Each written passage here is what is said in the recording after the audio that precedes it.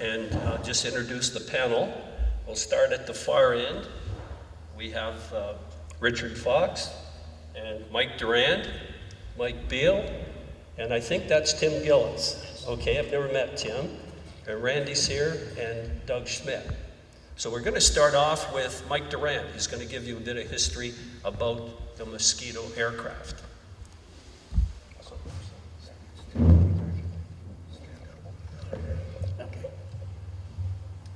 All right, Jeffrey, do you have one of the pioneers of flight in the whole world? I haven't been able to find too much information on him, but I did find out that he built his first 2 airplanes at his home. Now, the first one crashed, and there's no information on why or how. And then the second one, he actually taught himself how to fly. So I guess in those days, you didn't have to have a school, because what do they teach? Then when World War I started, he joined the Royal Flying Corps, and as a pilot and also as a aircraft designer. And down in the bottom there, you can see the de Havilland 1, an awesome fighting plane, and they just progressed from there. So now this is de Havilland 1. Now the Mosquito is a de Havilland 98. So we got a lot of stuff to go through. So okay, what do we got now? He started his de Havilland company after the war, and then he moved along to start a company in Australia and in Canada. And they were basically building biplanes, trainer planes, like the ones we have here, and the Tiger Moth specifically. Yeah.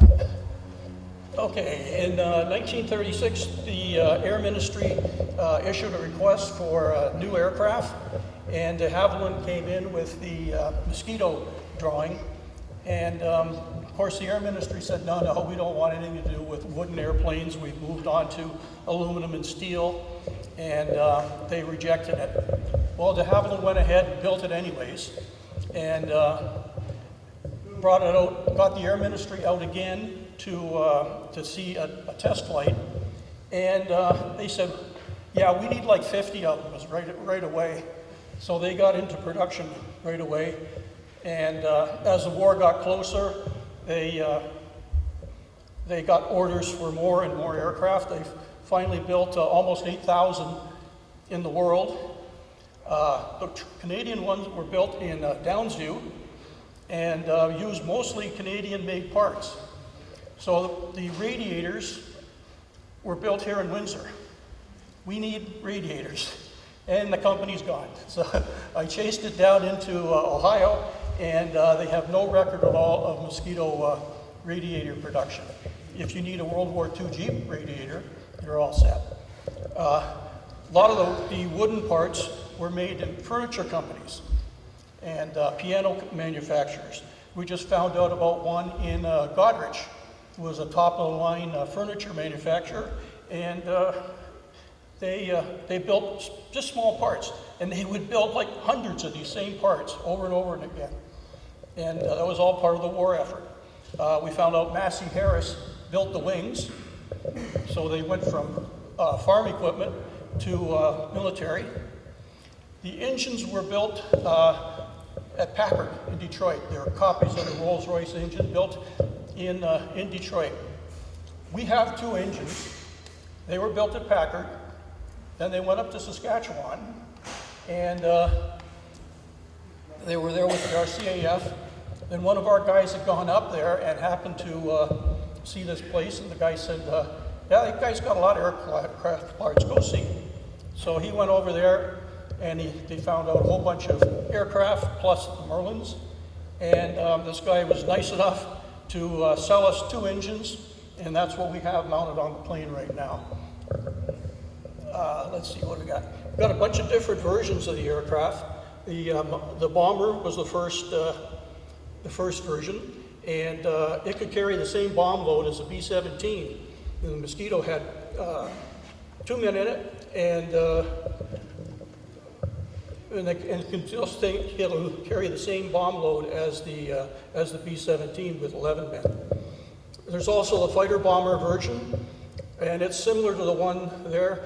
It has 4 machine guns and then 4 cannons mounted in the belly, and that was for ground attack, and it could also carry half a bomb load, so it was quite a potent machine. Now the one that he's sitting there in front of is called the Tsetse. If you know the Tsetse fly, Tsetse mosquito, well, it had the stinger in the front, and that's a 6-pounder anti-tank shell there. They had a magazine made of 21 rounds, and they could fire it single time, or they could fire it as a burst. And so they go mostly after submarines in the Bay of Biscay and things like this here, and it was quite popular. Then they started putting rockets on the wings, so they had 8 rockets on the wings, plus 21 shots here from the cannon. So the submarines saw mosquitoes coming, they dove as quick as they could. The one at the bottom looks got a big garbage can there. That's a bomb. That's a 5,000-pound cookie, they called it. The Lancasters carry them, the Mosquitoes carry them, and it was just 5,000 pounds of high explosive. One of the other versions was the spy carrier, and they actually got these men and women to go into the bomb bay on a hammock.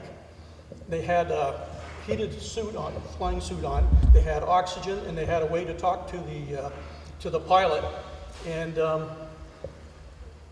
they would take off from Norway or something like this here and fly pretty much in darkness. Well, I guess they had a little lamp they could read. And they'd stay in there until they landed. They had no way to get out. So if the plane got hit and damaged, you know, the pilot and the navigator could leave, but he was along for the ride right to the bottom. So that was a pretty gutsy position to be in. So I think that's about all we got here. I guess we'll pass it on to the man, the myths, and the legends, Mike Beal and Tim Gillies. Here's where the story begins.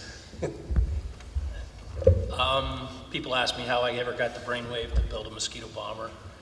Well, I worked with an English guy, and we were talking about the Lancaster, and I thought it'd be great to see the Lancaster fly someday. And we realized it needed a lot of restoration, things like that. And he said, "Do you realize the mosquito bomber was made out of wood?" And I'm a wood guy, and I thought, well, that's something maybe we can build. So I was about 16. I was wet behind the ears like crazy. Now, knowing what's gone into it, it's okay. Now that I see what's gone into the Mosquito, it's just a ton of work that I never foresaw. So I was about 16. I started buying up everything Mosquito I could find. I think it was Fly Past or Air Weekly, one of the magazines. They had a manual that they sold in their publication, so I bought that. Started searching drawings. Norm McClellan out of Chatham, Ontario. Some of you guys might know that. They're from Chatham. Norm built an 8-foot Mosquito, and he was kind enough to share me all his drawings. Fast forward to about 1994, 93 actually, summer of 93, I went to the Canadian Aviation Museum and met the head restorationist there, Ed Patton, and he was kind enough to let me into their Mosquito. It's a Mark 20. And I got to see it, and Ed gave me all sorts of advice, where to find parts, drawings, things like that. So it just snowballed from there. For the first 10 years anyways, all I did is collect drawings, articles, magazines, whatever I could find. So Ed Patton got me in touch with Vince O'Connor in Uxbridge. So on the way home from Ottawa to Windsor, I stopped off at Vince O'Connor's. Vince has an aircraft scrapyard, nicest way I could say it. He's got probably 20 aircraft in his backyard. He had Mosquitoes in his backyard. He had about 3 or 4 of them, and the local kids had burnt them, made out of wood. So I go to see Vince, and he does have a ton of Mosquito parts. He didn't even know how much he had. But he takes me to the back of the yard where the Mosquitoes were burnt by the kids, and we're on our hands and knees digging through the soil, picking up Mosquito parts. And his words were, "This is the sorriest start to any aircraft project he ever saw." So we picked up, just phenolic pieces, metal pieces, things like that. And you grab anything you can Mosquito, and you can always make it if you need to. So we could reproduce it as long as we had a template, had something to make with. Use that as your pattern, we call it. So September 93, I started up the Mosquito Group, joined the Canadian Historical Aircraft Association. I just started bombarding the media, Legion magazines, de Havilland Tirees Association, looking for parts, looking for drawings, looking for information, and it led me also all over the place with different people. Led me to Norm Mulaney. Norm Mulaney is a historian for Spartan Air Services. That's why that Mosquito crashed up in the Arctic. And he put me in touch with a guy in Toronto named Dyson Webb. Dyson Webb had flown for Spartan. He had flown for the RAF in Mosquitoes. And yeah, we found out about the crashed Mosquito up in the Arctic that way. So that's that. But going back to all the publications, we got a fair bit of gear that people took home after the war. Once the Mosquito was done, all the parts were surplus. People were taking home plywood, the casings to the Bombay door jacks, all sorts of stuff. So getting word out it was beneficial at the time. These people were still alive, workers on the Mosquito project, and it got us parts. So that's the impetus. Tony Agar. Okay, Tony Agar, he had started building a Mosquito roughly 1970-72. He got the Hulk from 633 Squadron movie studio. And the studio went bankrupt. Tony bought the fuselage, took it home, and started building his Mosquito bomber. He's at East Anglia now. He's probably in his 80s, and he taxis it at East Anglia. Tony, same with me. He's a scrounger for Mosquito parts. He scrounged parts all around the world. And he filled up a 20-foot container full of parts for us. So we did some horse trading. We gave him Rolls-Royce Merlin parts for the Arctic engines, allowed him to get his engines going. He gave us wing skins, he gave us wheels, he gave us I can't even remember all he gave us, but he literally filled a 20-foot cargo container. That's a whole story in itself, but getting that across the ocean. It was declared heritage facts, it was artifacts, it was declared military goods, it was declared all stuff. Herb Gray had to give us a letter to help it get them. So anyway, yeah, Tony was a blessing. He came over and helped us get rolling on certain parts. He helped explain the rear spar. That was a very complicated piece to make. And Tony had done it before us. So he led the way for us. Led drawings, made contacts with Glenn Powell, tons of help. Okay, let me tell you the real story. This guy sitting next to me had a dream, and it's something that we all signed on to. It's really quite amazing. And throughout this whole story, this whole process, you will hear that we'll talk about that unseen hand. Someone, something, somewhere is taking care of us all through this whole story. So let me tell you more about Tim Gillies, because he does not blow his own horn. I was asked to attend a meeting out here to meet Tim, because I'm a bit of a motorhead and I play with old cars or whatever. And meeting Tim for the first time in his most understated manner said, I had this dream about building a Mosquito bomber. And I said, well, that's kind of cool, and it's a neat idea, but honestly, the world will not necessarily beat your door down if it's a model or something that doesn't have provenance, history. And this is where this magnificent bugger set the hook. And he said, well, I know where there was a real crash site up at a place called Pelly Lake. And I said, well, hey, what do we have to do? Let's go get that. And there were obstacles along the way, and there were things that we had to overcome.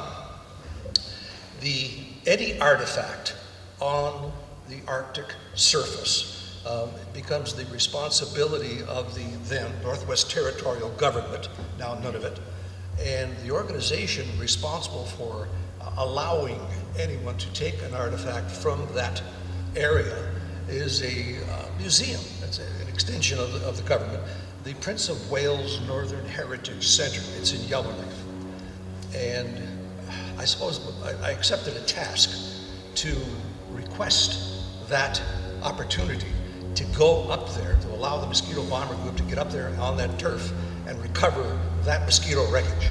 My point of contact, when you're ready, Andy, was a gentleman named Dr. Charles Arnold. There he is. Dr. Charles Arnold and we got to know each other in a delightful manner. I think I was bothering him weekly to see what we could do to get up there. And he explained to me on our first phone call, he said, Mike, there's other organizations that are interested in that wreckage. And they have the first right of refusal on that. And I said, well, doctor, I appreciate that, but we're ready to go. And quite frankly, we weren't. But we're ready to go. Just give us the green light on this, and we will recover that wreckage with your blessing, sir. He said, well, there is another organization out of Edmonton that has the opportunity to go there, first right of refusal. And I said, well, how long have they been doing this? Well, it's been a little while, and they haven't really been moving. And I said, doctor, can we put a deadline on these folks to say you either get up there, get that wreckage, or stand down? And he said, well, I'll tell you what we'll do. I'll give them 90 days to let us know what their plan is to recover the wreckage. I said, I can't ask for more than that. And we got to a point where I think I was calling him Chuck and he was calling me Mike, and we just got to know each other very comfortably. I think I called him again every 2 weeks saying, where are we now? Have we heard anything? Have we heard anything? As an old salesman, I just kept knocking on this fellow's door, and I was not going to go away. And I meant that with a big smile on my face. I'm not going away. At the end of the 90 days, he said, Michael, your group, the Canadian Historical Aircraft Association, Mosquito Bomber Group, you now have the opportunity to go get your wreckage. And this is where that delightful unseen hand steps in. Because quite frankly, we needed talent. And this is where R.J. Sear comes into play. Over to you, Randy. Thanks for the intro, the lead in, but more so, thanks for throwing down the gauntlet. You got through the red tape and the necessary things and at least made it feasible. Now it was up to us to make it possible, make it happen. My name is Randy Sear. Our firm was R.J. Sear Company, and our specialty is custom material handling equipment. Pictured on the left is a fellow by the name of Vic Leaney. Vic Leaney had a business called Viscount Cutter Service, and they were a supplier of cutting to our machine shop.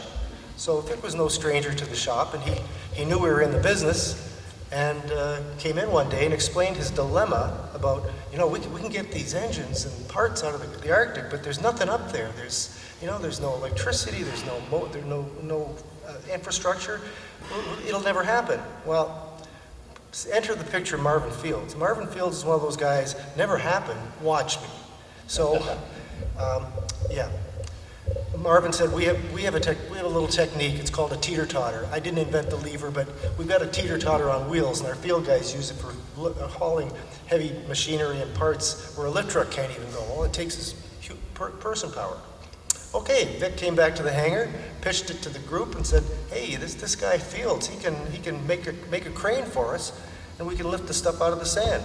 Okay, well that's all well and good, but then what do you do with it? So this guy, again, unseen hand, connected us with a fellow by the name, that's the guy on the right, Paul Squires. Just so happened, by a very fortunate coincidence, Paul Squires had a contract with the Northwest Territories government to clean up an abandoned landing strip at a place called Pelly Lake. And I guess the side story is the summer before, some adventurous kayaker had been kayaking down the back river and saw some pollution draining into the water. Blew the whistle on it. The Northwest Territories government checked it out, and hey, we can't have that. So Squires won a contract to clean up the site. So, and I still don't know how you connected with the guy, but one thing led to another, and he was looking for people to go up there and work. Well, we've got a challenge. We wouldn't mind going up to work, but we really want to get our engines back. The deal was he had to consolidate aviation gas, glycol, oil, you name it, all kinds of mysterious things into barrels and fly them out.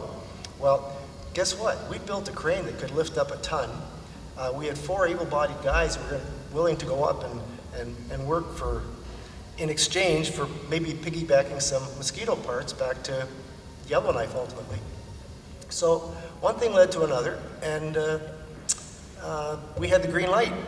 because now we could get up there and we could get the parts out. So the puzzle really fit together nicely. So we got the green light, and Mike's promise said, "Oh yeah, we'll be there in a couple of weeks." So we had to really hustle, but we set to work designing and building this ultimate lifting device, which essentially is a teeter-totter on a pair of wheels and an adjustable boom. The mechanical advantage occurs in moving the back tire back. And quite frankly, you put 2 or 3 guys at the back of that beam, you hang a chain fall in the front of it, you'd be amazed what you can lift up. And in true Marvin Fields fashion, he had to prove it, and there he is, lifting up the back of a lift truck. So if it passed Marv's inspection, okay, we're on. So the recruitment process started. Obviously, Tim was the ringleader around here. We drafted Larry Leaney, who was Vic's son, Marvin and myself. So we thought, well, I'd been to the territories a couple of times and thought, well, I can handle this. Marvin and I needed a vacation anyway, and besides, we could leave the shop in Guy's good hands. So these are the legs of our trip: Windsor, Toronto, Winnipeg, and then it got interesting. That's leaving Winnipeg on Northwest Territories airline, and that's Rankin Inlet. They emptied the plane and transferred the load to an Air Tindy Twin Otter. So yeah, material handling gets a little more crude the farther away you get from home. No conveyors up there. So we loaded it with this monster lift truck and actually manhandled the stuff on the inside. So yes, this is Rankin Inlet, and yes, those are caribou horns, and we're a long way from home. There's no turning back now. The next stop was Baker Lake for refueling, which is really the only place you can fly to from Pelly, because Pelly isn't really a place, it's just the name of a landing strip. So, what is that? Oh, yeah, we loaded the plane, so we got our choice of seats. In front of the gang boxes, right behind the pilot. And that's the crane on the left-hand side. They're all knocked down. We had to make it light enough that you could put it on the pallet. Well, you certainly couldn't put a pallet in there, so we had to take it off. But that's how we traveled. And we had some of the most beautiful scenery we had ever seen on the way up. And of course, the sky was bright, and of course, it never did get dark all the time we were up there. Glorious scenery. A lot of stuff that most Canadians never will see, but it's a sight to behold. Okay, welcome to Pelly Lake. We were welcomed by Paul, and he had been there for a couple of days in advance, starting on his task of consolidating oil barrels, but thankfully he had an ATV there, courtesy of the Department of Indian Affairs and Northern Development, and had set up a table for us and had brought the food, so here we are, Pelly Lake. We had to unload the gang boxes by hand because we didn't have time to put the crane together. Incidentally, those gang boxes are filled with things like chain falls and chokers, pickaxes, chain, metal detector. Marvin and I just scratched our head for days in advance trying to figure out what could we possibly need. But Paul was a really good resource. I could call him at 12 o'clock or 1 o'clock in the morning with the time change and pick his brains. If he had something, fine, I didn't need to bring it, but it's a long way from home to forget something. And as soon as the plane landed, Tim was the first off. He said, "Oh my God, there's the engines, there's the prop, my God." I don't think Tim slept at all that night. So there you are, 40 years later. To the day. So Pelly Lake is an elevated sand dune, which made it a natural spot for Spartan Air to select and groom it for landing mosquitoes. And they had a contract with the Canadian government to map northern Canada. And for those of you that can remember, back in the 50s, there was sort of a threat. They had something called a Cold War imminent, and Canada realized that maybe the people north of us aren't that friendly, so we better know what we're talking about up here. So Spartan Air had a series of these planes, and they would fly. The Mosquito was great because it could fly close to the ground. It was a perfect plane for taking photographs. Yeah, and it was an elevated plateau, which is pretty cool. And you look down, there were little lakes all the way around. And Tim kind of theorized that there's probably fish in there, but the mosquitoes were so thick, none of us would dare take our coveralls off. No vegetation up there, but there sure were a lot of bones, so something lived there before we did. Yeah, we had a bet going to see who was crazy enough to take off their coveralls and go for a swim, but we never did. And we had a visitor one day. Thank you, Doug, for taking that picture. And we weren't alone. I saw the largest Arctic hare I've ever seen in my life. It looked like a German Shepherd dog. And one sleepless night, I had the wonderful experience of coming face to face with a white timber wolf. And if you've ever heard stories about locking eyes with a wolf and how chilling it is, it's true. And the sad part was my firearm was back in the tent with Marv, so the unseen hand kind of got me back that night. Okay, first task at hand. Let's get this crane put together. So we're going over the drawings to make sure we do it right, and I said, I sure hope you packed the bolts, Marv. Yes, we did. And there it is. That's the bird.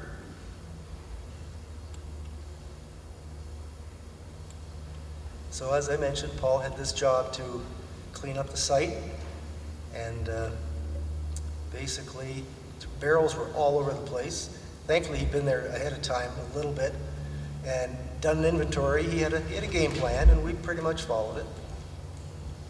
But barrels, well, of course, when you figure a Mosquito with twin engines probably burns an awful lot of fuel, so they had prepared for it. But then the site was abandoned shortly after 1956. I think when the plane crashed, that was their omen that we better get out.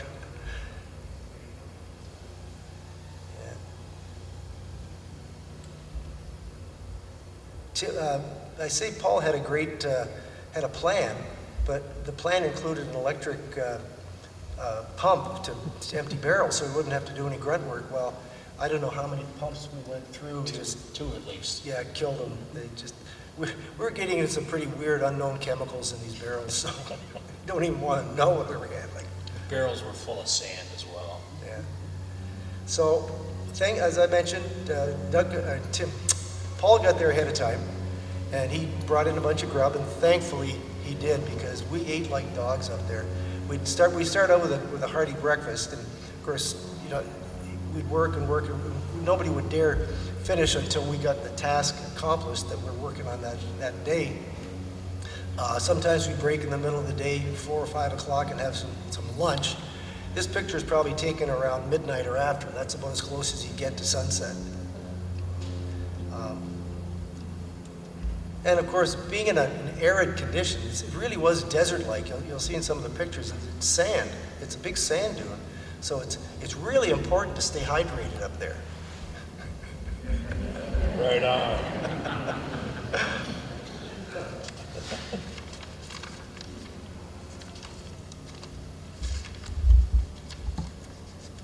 Well, to paraphrase Mr. Service, there are strange things done in the midnight sun by the men who moil for gold. The Arctic trails have their secret tales that would make your blood run cold. The Northern Lights have seen queer sights, but the queerest they ever did see was when Marv and the boys came in with their toys and made off with an old Mossy. Yeah.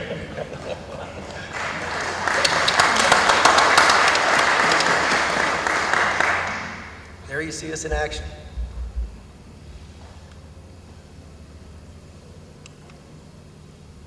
Now, it's Tim's turn. It's your hatch. So, Al McNutt was flying the plane with a photographer and a navigator. One of the propellers let go. It was leaking oil. The oil drains out of the engine, and there was a fire on that engine. Not sure if left-hand side or right-hand side. So he had the photographer bail out, and he was in the back fuselage. I think he bailed out even before he told him to bail out. And the navigator bailed out. And when you bail out of a Mosquito, you got to pop 2 hatches. You got to pop a floor hatch, you got to pop a fuselage hatch. So they went out, and he went out, parachuted out okay, middle of tundra. Both those guys got picked up later, and they would have been bit like crazy by mosquitoes. Well, all the maps got sucked out that hole, that open hole, everything. So McNutt tried flying the plane back on one engine, flying the plane cockeyed so the flames are slipping off the wing. And he tried getting out himself twice, and it flipped over on him. So he scrambled, got the plane flying right. He flew it all the way back to Pelly Lake.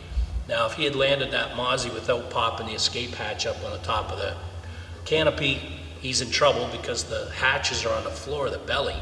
And when you belly land, that's gonna be trouble because you're gonna have to crawl through sand to get out. So he popped the hatch. And as soon as he landed, he got out through the top hatch. They came down the runway with a Jeep full of fire extinguishers, and he told them, get away from it. I talked to Al McNutt on the phone, and he said, got to get away from it, and it went up. Almost immediately it went up. So they had pushed the wreckage off the side of the runway where we found it 40 years later.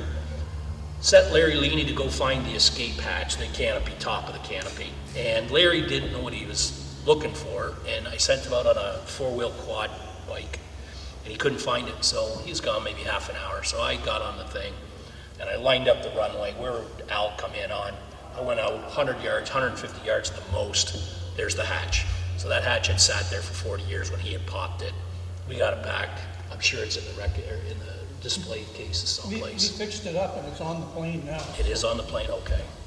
So that's the story on the hatch, and yeah. We found Al McNutt's pocket knife in the wreckage. We gave it back to him.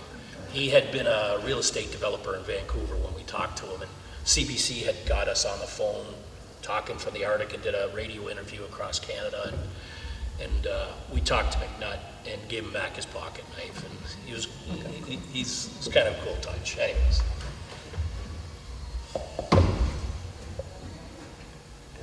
Want me to take over Go here? ahead. Okay, sure. Well, somebody had to tell the story about these crazy guys and their mad scheme. I was a fairly new Windsor Star reporter at the time. Bumped into Mike Beale on another story, and he said, "Oh, by the way, you should know about this." And I just thought, "Wow, that's incredible." And I sort of just threw it sarcastic. I said, "Well, do you have room for a report, or somebody should tell this story?" He said, "Yeah, sure, well, lots of room." So I was part of the cargo. I had to sell my editors on it. They were, of course, keen to see me go away. And so I got approval. I quoted the Robert Service poem to get them stoked on it. And I got approval, and only after I got the approval, I said, well, it's going to be 6 days. It was a fascinating journey. I think it was, what was it? It was 4 aircraft, 5 stops, all day. We arrived there. You have to picture this. 1/3 of Canada is the Arctic. Most Canadians will never be there. But interestingly, Pelly Lake is, I think it's a shorter distance between Windsor and Toronto than it is Pelly Lake to the geographic center of Canada. So it gives you an indication of how vast this area is. And I remember getting off it was almost a full day of flying, and plane lands. First thing that happens is Tim Gillies just bolts out of the plane, and he's just looking at everything he's like at one of those yard sales. And it was just so funny. And there's a piece of wreckage over there, if you just want to show people. Sure. Here's a piece of Merlin engine. This is the kind of stuff he was picking up. And I remember he picked up one piece of, I'm not a motorhead or a flyboy or an industrialist or anything like that. I'm just a journalist. And he's picking up a piece and he says, our sheet metal guys can turn that into something great. I didn't see it. It took a while, though, for the adrenaline to lower down sufficiently that Tim realized he was being bled out by mosquitoes. Yes, there's nothing up there, but somehow the mosquitoes seem to survive and thrive. It was pretty incredible. Even in the strongest winds, the mosquitoes would still come at us. By about day 4 or 5, I think some of us were going crazy. Part of the selling thing to my editors was, before I came to Windsor, I did work up in Yellowknife for the papers up there for 2.5 years. So I knew the area, I knew what was coming. But all in all, just fascinating. It's, yeah. The last couple of pictures I was scrolling through showed the material handling that we did to pick up engines and other parts.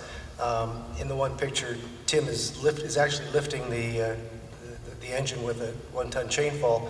Marvin's leveling it with a come-along. We would boom the front of the crane into the plane and drop it gently.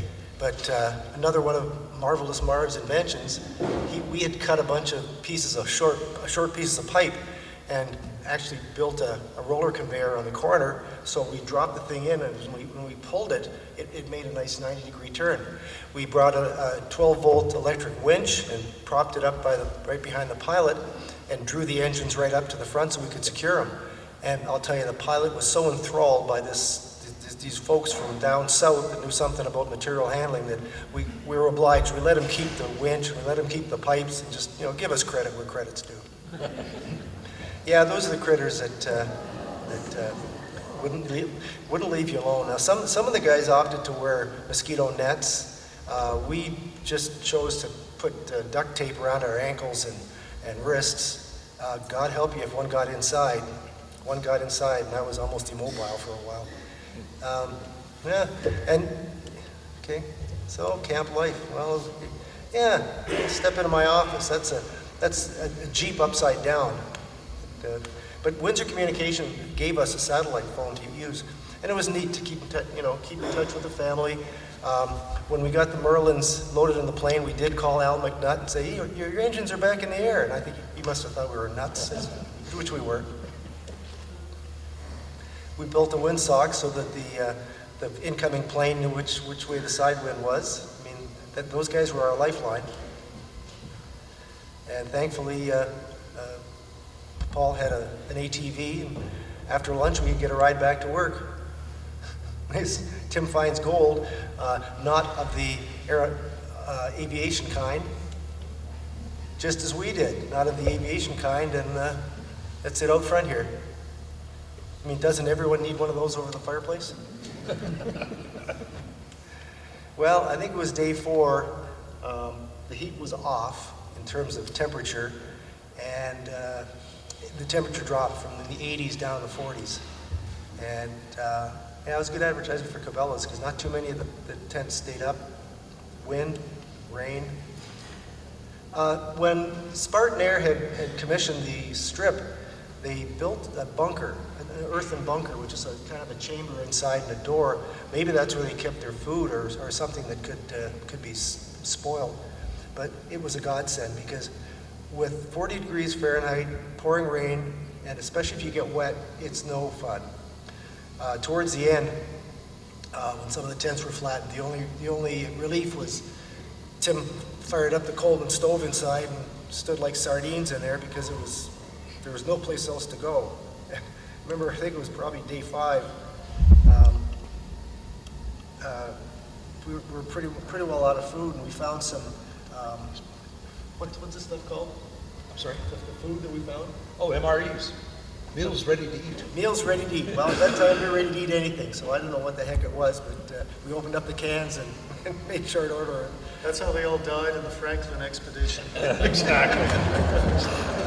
We knew we were in trouble that day when the plane came in and did a flyby because the fog came in just as quickly as the plane. So we waited a whole day.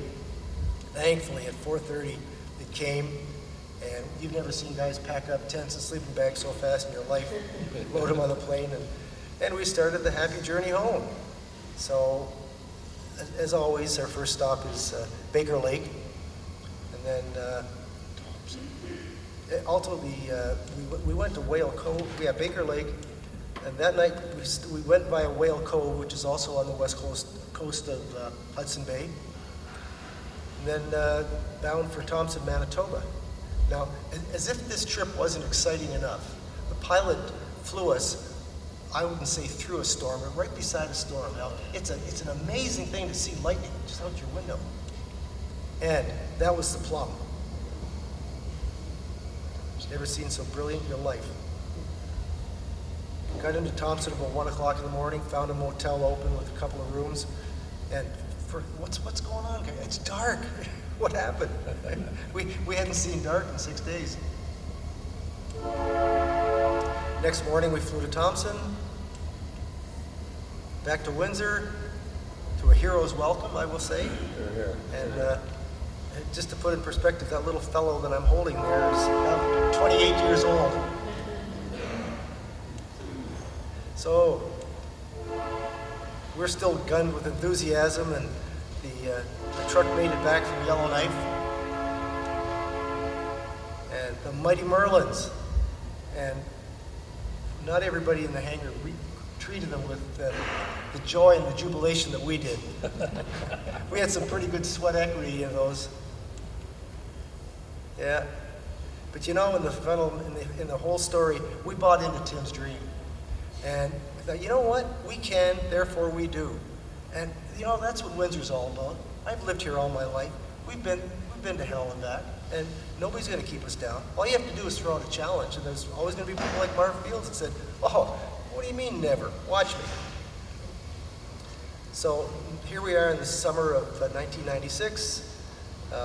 There were some memorable characters hanging around here at the time, and in this particular picture, a guy by the name of Del Darling is imparting some wisdom to Tim. And if any of you know Del, I will say no more. And as a final shot, here's Vic Leaney sporting a mosquito net, and he must have got a key to the gang box and found any of the beer that came back. So here's to you, Vic. There you go. All right. Okay. So with that, are there any questions?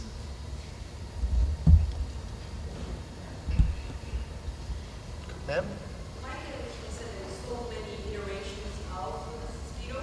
Were they always good, Oh, yes, yeah, no matter what? The Yeah. armor was still good. yeah. Yeah, it was aluminum and steel were getting rare. And so the wood, we've got these huge forests with all the required types of wood. Okay, this far away? Is this okay? Better. So anyways, yeah, so they started building out wood. The British planes, everybody built them out of wood too, They would get the wood from the best location, handiest to them. So ours came out of BC, a lot of it. And a lot of the things on the plane, as we were putting it together, you look at the blueprint and it says you have to use Scotch maple or something like this here. We're kind of going, I bet there was one of the guys putting the plane together years ago, and he needed a piece of wood to fit in there. And he saw this piece of wood and he cut it to shape and put it in there. And then the engineers came along and said, wow, that must be what it is. So they put it on the blueprint, and now that became gospel after that, because they really couldn't figure out why they used that kind of wood there. So, If I may, just to compliment you on the wood story, the Mosquitoes had great nicknames. The guys during the war called them Termite's Delight, the Wooden Wonder, and I'm sure there were other, but the guys and the men and women who built, flew, and died in these aircraft loved this aircraft. It was an amazing piece of machinery. That's a great question.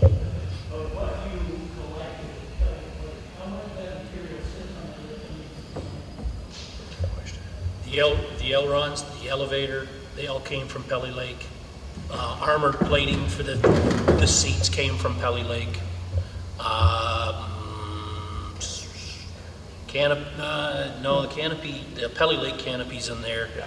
That canopy came from Alberta Air Museum. Ailerons are scratch. Yeah, so that's some of the parts that they used.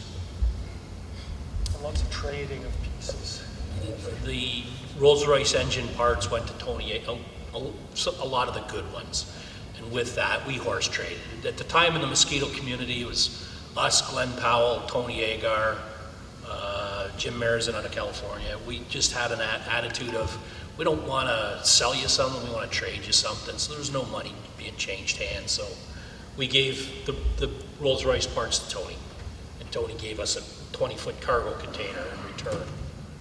Can I just want to tell my favorite Mosquito war story.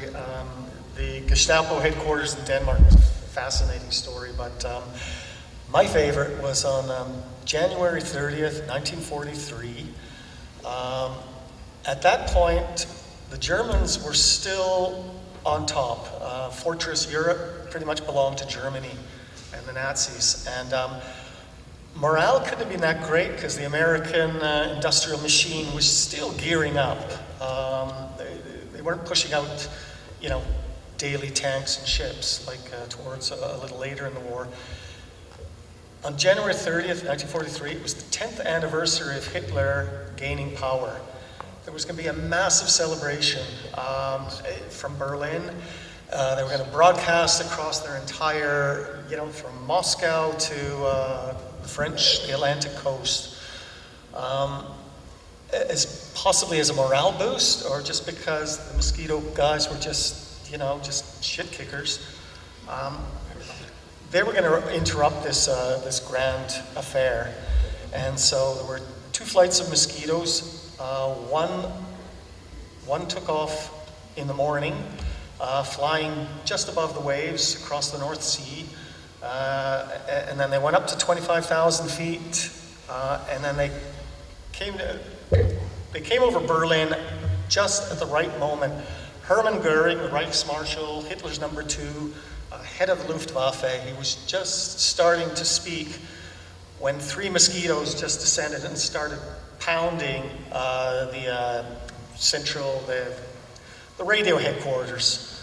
It was just a nuisance flight. They didn't do much at all in the way of damage. However, Goering hustled away, and they had to spend an hour broadcasting classical music. He was just livid, and those who know their history know that Goering could fly off the handle like his boss. And so that happened. The air raid sirens were going, which was very unusual for the capital of this mighty empire. In the afternoon, Joseph Goebbels, the propaganda minister, he was scheduled to make a grand speech in a packed sports palace.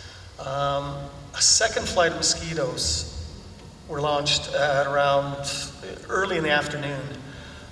Just as Goebbels was about to speak, they arrived in Berlin, and they started going after the sports palace. Again, this one was even less of like a strategic, any kind of impact or that. However, and Goebbels, who knew the power of propaganda, he refused to leave the microphone. But while he was speaking, the air raid sirens were going. There was that loud whine of Rolls-Royce Merlins streaking through the sky, and the distant thunder of the 500-pound bombs going off. The first flight all made it back safe. Unfortunately, the second flight of 3, one of the Mosquitoes was hit by flak on the way back, and the pilot and the navigator, they both perished. So, but I just love that. It was just, it was fabulous for morale. One downside was they had a press conference the next day with the pilots, and they were, like me, not good with public presentation, so they were very awkward. They were heroic. What they did was just marvelous, and just the bravery that they showed. They weren't great public speakers, but still, the story got around, and it was just an incredible morale boost. So. One more thing on the wood. A guy came down 7, 8 years ago, and we were showing him around the plane, and he happened to mention that his dad had a company in Southampton, Ontario there, that made plywood. and, you know, cutting it down. If you look at the plywood on the plane, it's incredibly thin, and it's up to 7 layers thick. And so he was telling us about this. So I think it was Tim that had got some original plywood. So we went and got a sheet, and it had his dad's company logo on it. So, yeah, so we gave him that. I've got to add something, a footnote to Randy's story. Randy, maybe you could help me out here. But the reason, our budget for going to the Arctic Circle to get this aircraft was zilch. And the good part about it was the Paul Squires connection. Randy, could you maybe elaborate on that, how his contract helped you guys get in there? Well, I think it was our ace in the hole that we worked for him until we got the daily quota of barrels filled, and then we could go after the stuff we wanted.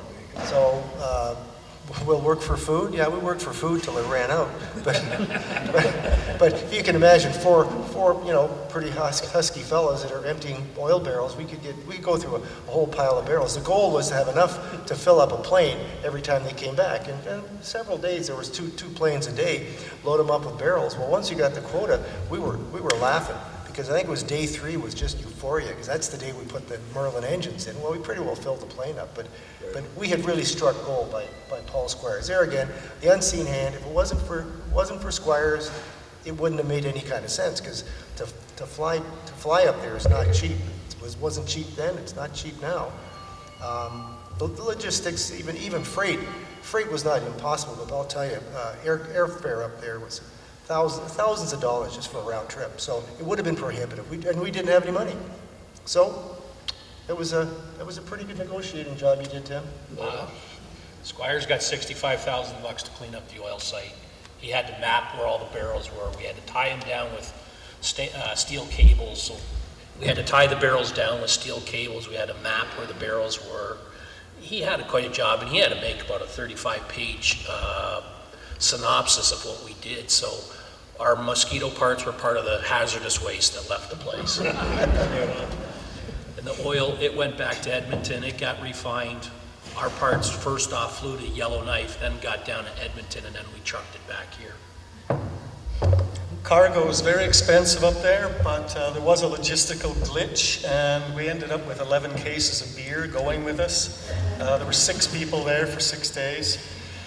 So the beer helped things, and in terms of like doing the barrels all day and then switching over to the aircraft parts, the sun never went down really. We didn't see darkness until 6 days later, so it was 18-hour days, so we had lots of time, lots of beer. And nothing else to do. Swat mosquitoes. So we might as well work. So I would say mission accomplished.